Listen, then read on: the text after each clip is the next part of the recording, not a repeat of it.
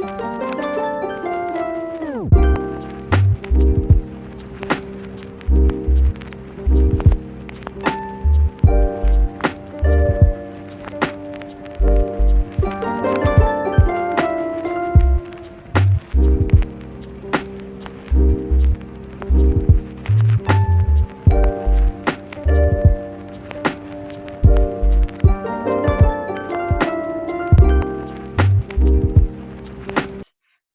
is a group of 3 people that will talk about the breaking the barriers of food design education. Let me introduce you to Dr. Francesca Zampollo, to Nicole Vindel and Yashan Shipi, and to Marion. Marion, let me check the... Ozan Breda, yes, there it is. Great, thank you very much, Francesca. So it's a real pleasure to have you here. Welcome to the First World Food Design Day, and we're really happy that you all are here to talk. So the stage is yours.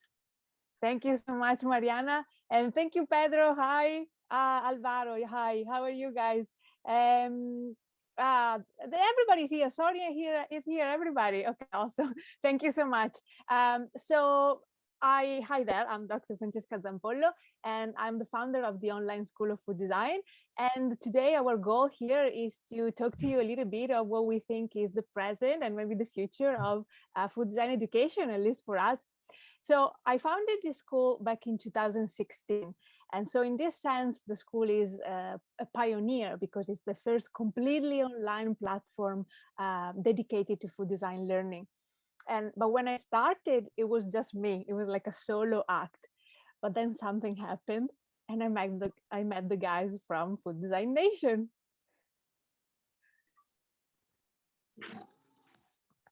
Are they here?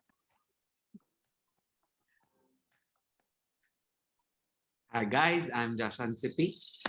And I am Nicole Vindel, and together we started Food Design Nation to help connect practicing designers from all over the world and offer new frameworks to collaborate and design together better futures of food. So of course, when we met, we decided it was time to open up the school, and we released this entire new, all new online school of food design this summer. And now the intent of the school is to have ever-changing courses with a variety of teachers who are food design practitioners. And one of our authors from the summer school, Marion, is here with us. Hi everyone. So my name is Marion. I'm from You Foodish People, a French company creating food game concept. And in the online school of food design, I offer a course on food gamification and culinary escape game. And so in today's sort of panel, although it's quite short, we're going to talk about sort of the importance of connecting with people. We're going to talk about the current systems of food design education. But first, guys, I think it's super exciting to talk about experimentation and forward-thinking pedagogies of food education, because I feel like studying in a format like this, and all of us living through the pandemic in the last year, this is quite different from studying at university or from studying from one individual, right? Because we're bringing together an international selection or a platter of food design experts through the Online School of Food Design. And exactly, I mean, the goal of offering something that is quite different from what academia was offering at the time and is still offering was the primary goal of the school since it started, really. So what we are aiming to do is really to offer a combination of courses that participants, students can, so that they can customize their curriculum in a way, and based on their own availability, specific needs, interests, goals, they can choose their own courses. They are, of course, most of them are self-paced, and also they can choose based on their own budget, which is a big thing here, based on the options that are available for food design education. But to me, at least, and I know it's shared by everybody, really, the real goal of the school is that of connecting people with their food design heroes, with the food designers that we love and that we want to learn from. Like Marion, who is one of our food design heroes that we really wanted to have in the school, and that's why we call her today here. Well, I don't know about the food design hero, but for me, the format that you created is really interesting because it's not like being at the university where it can be sometimes long and a bit rigid. And if and only if I have an interest in a subject, I can learn something while still living my life, being an entrepreneur, having a job, being a student, or something like that. Yes, and there's different kinds of modalities that allow us to have these lives. We want that everyone has a life. So some of the modalities are ranging from creating based on points in the value of change of food systems and models of delivery also, from experimenting with physical and digital, navigating the nuances between dichotomies of black and white, right and wrong, or theoretical or practical things, for example. But all the courses that we offer are based on our 3 pillars, which are food. Well, of course, it's food design, so the courses have to be about food, sustainability, economic, social, and environmental, and creativity. So whether the courses are teaching creativity or using creativity, creativity has to be a part of it.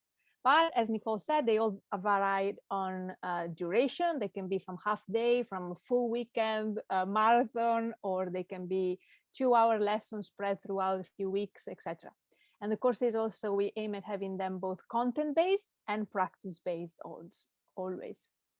Exactly, and the course of Design from Waste by Circular Home Lab is an ideal demonstration of this holistic learning approach. Alternative perspectives like this one are the key for future education, and this is something that is also found in Marian's course, for example. And this process is really important. I think this aspect of experimentation is important to us because it's just like the process that designers follow, right? So we have these creatives that are teaching their process and their sort of journeys. So it's kind of always dynamic and never set and always changing. Mm.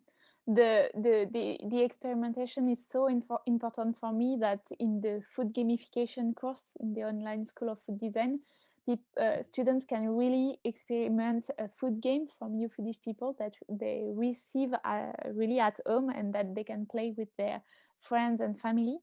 And then our methodology enables students to create something unique with a practice-based observation followed by a creative action. They make their abstract ideas a reality, but through a process that is fun and it's gamification. And I really think it's quite disruptive in a sense, no, Marion, because you're leveraging something like our delivery systems, which we use for, let's say, to get lunch and dinner almost, well, every day. But you're using it now to experientially teach by delivering a food game to someone while you're in France and your students can be anywhere in the world. Mm-hmm. Just you said systems, so you know that I love systems. I had to intervene here.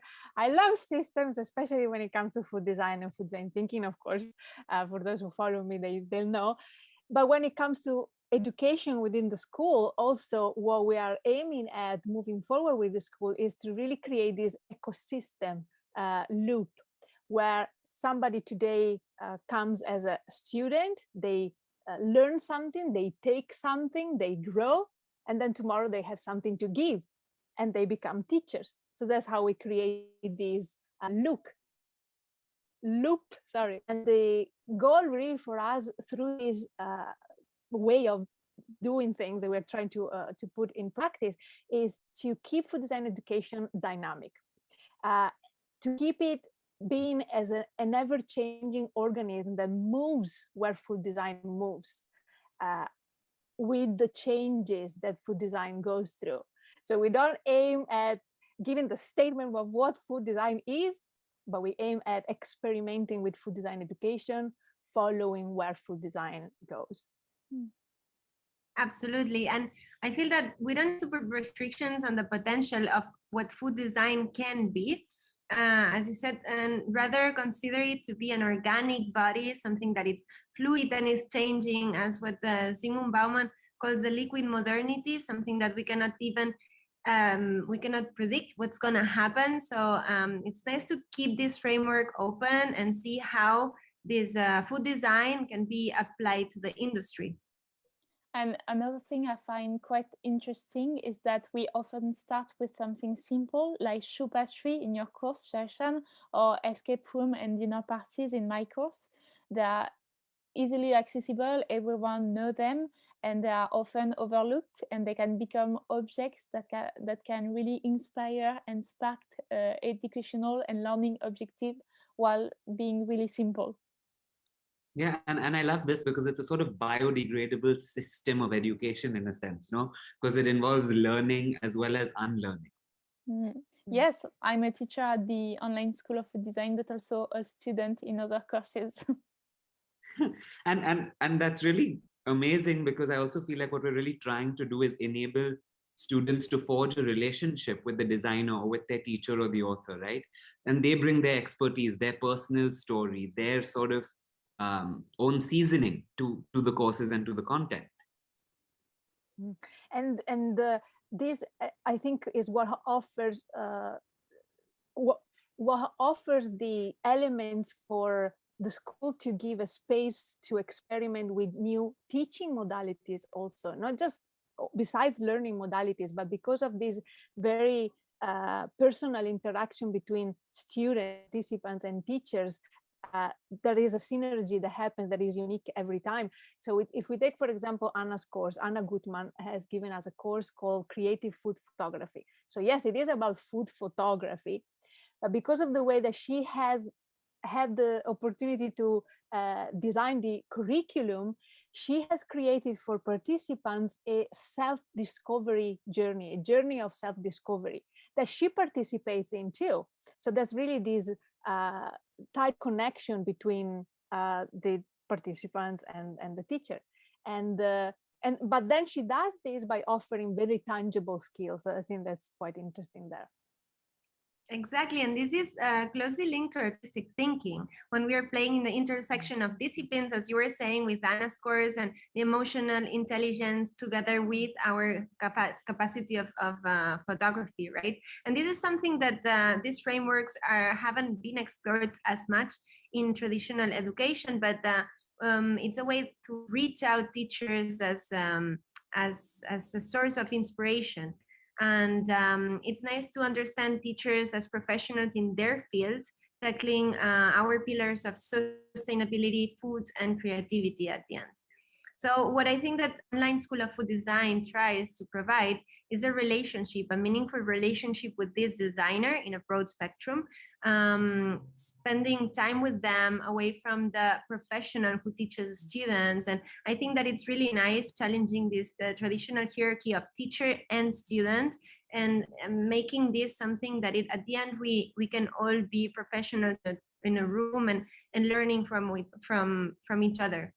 Yes, exactly. When I teach at the online school of food design, I'm not a teacher. I'm just a professional trying to bring my background in performing arts and entrepreneurships to students, and to try to bring something unique with a new perspective, but not a real teacher. And that's really cool, because it's sort of offering lifelong learning for professionals across industries. So it could be hospitality, restaurant, people working in community organizations. And then the results and applications, I think, of the education then is also quite varied as well. And I think this is exactly what helps us connect to people. The school, not just students and teachers, but actually ourselves also curating these courses. There is this dynamic going on of connection, really. But this is also key here because of the Food Design Nation, because of what Food Design Nation brings in.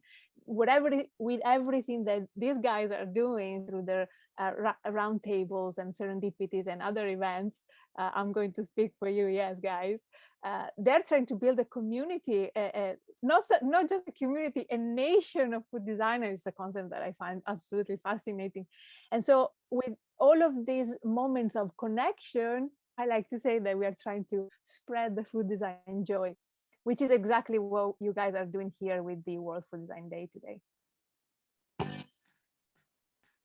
And I have to say, guys, I love what we've managed to do with the new look of the school, because just like we spoke about this biodegradable system of an amoebic body, it started from nothing, and again, it's gone back to nothing. And I think that whole meaning behind what we're trying to do, as the beautiful sound design from a very special person, is, I think, all the little touches that make all of this super amazing. Mm. So thank you for having us and for giving us the space and for really, yeah, for another opportunity of connection here. Thank you guys for your work and this spectacular day that is really going in history. Almost 24 hours of non-stop streaming.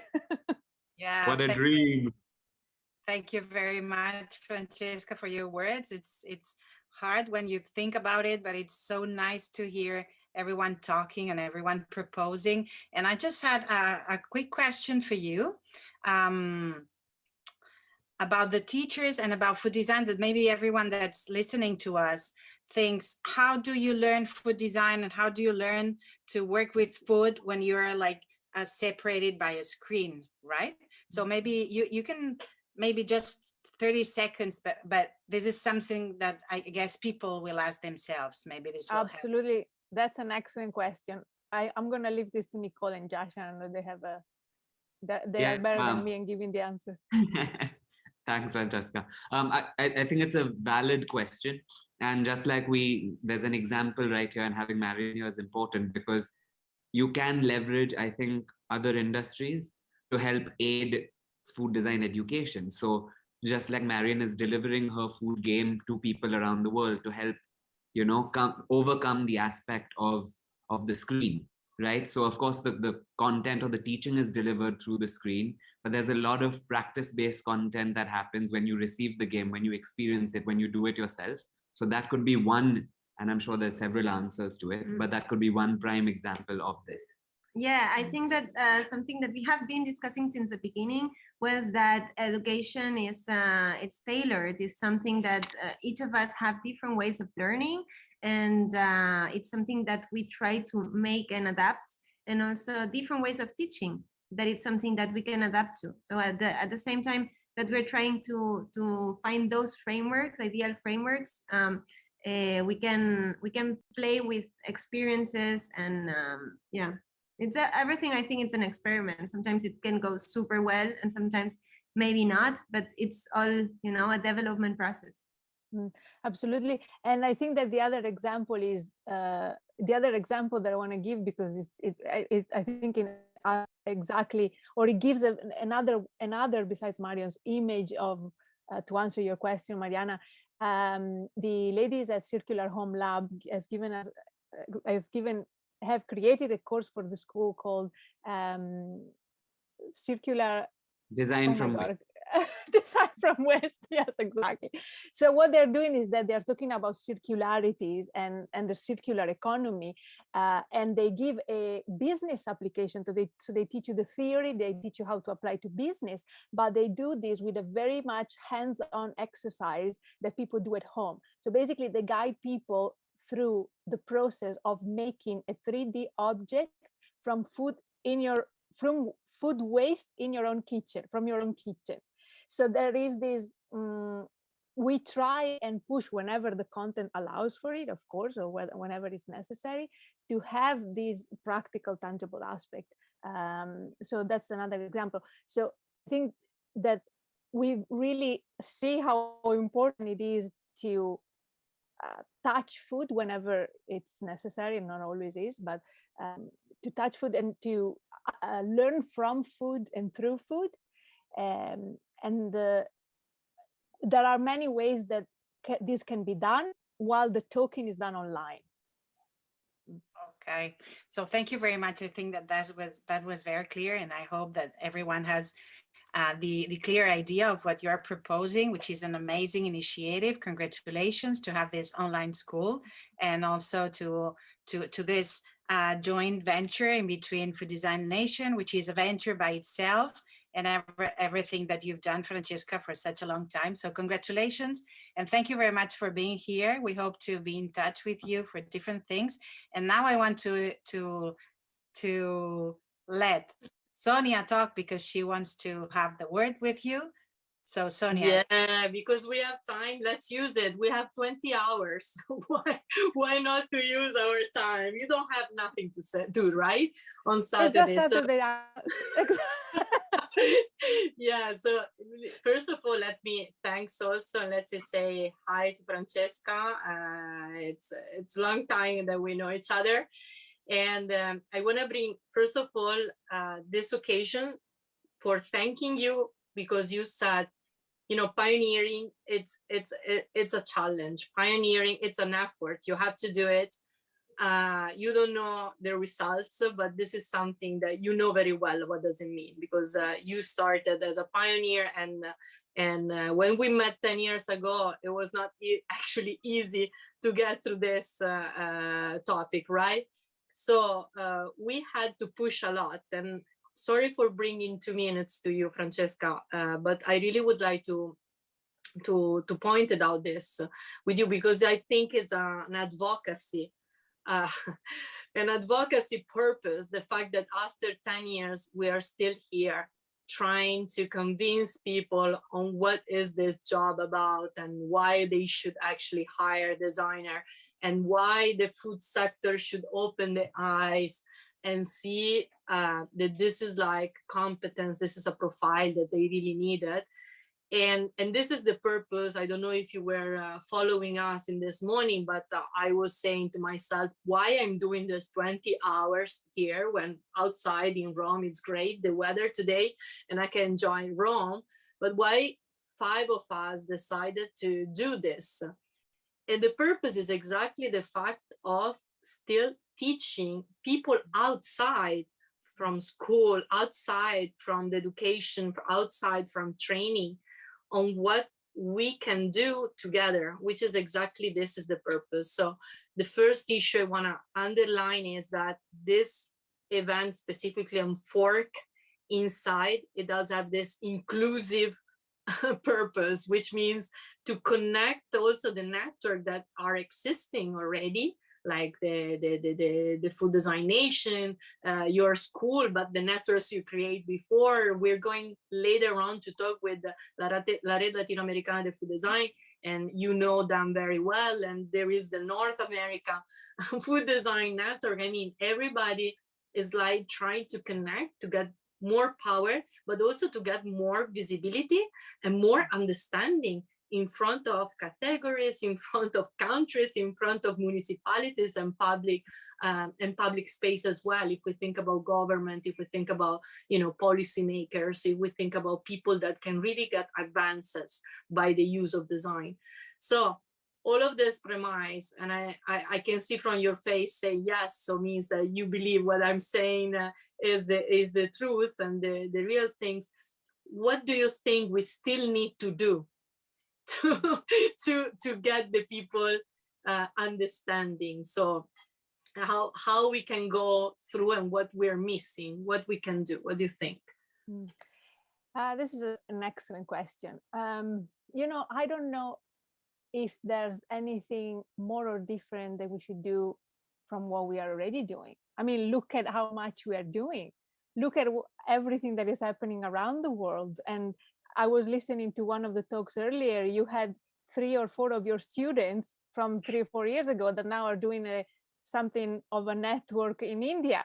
So a lot is already happening. So I feel that when it comes to the food design network, we have it. We are ever expanding and doing many, many things like today and other things to expand the network and get people and connect with one another. But when it comes to us, the insiders, the food design insiders, I think we have it. We know what we're doing. We're doing it well. When it comes to the perception from the outside, from the food industry, from the gastronomy sector, etc., there I think is where our attention can go maybe a little bit more, or just with the same patience that we have been having so far. It's just a matter of, you know, sending yet one more curriculum to somebody and having them think or say to you, well, why should I hire you? Food design, what is that? I don't need that. And having the patience to explain, or having the patience to say, hey, go on YouTube and check, the 4 World Food Design Days. There are 20 hours of people doing food design, explaining what food design is, etc. So patience in explaining, patience in involving the food industry, gastronomy, whomever we need to understand what food design is, because they are people with whom we can connect and who can give us work, basically. And a little bit of education, but not like active education, like going on the online school of food design and take a course on what food design is, like in a passive education, just teaching, just talking to these people, just explaining, hey, this is what food design is. Whatever type of events, that passive education that I mean, events that we can do to get the industry, the food industry and beyond to realize, food design, that's what it is. It's excellent. I can use that. So I don't know if that makes sense, but that would be what I would No, say. it's true. It's true. We are actually not in a war, but we are definitely creating a movement. So this movement does have different names, but the purpose and the goal is exactly the same. So thank you guys. I know it's Saturday for all of you, so maybe now you want to enjoy your Saturday, and we are really happy and proud that you got the opportunity to come with us. So thank you so much. Thank you for having us. Bye. Good Bye night, bye. guys. Thank you. Well, welcome. Bye bye. So we will keep on going, just taking a short break for us to have something to drink, and then we will be back in like 15-20 minutes.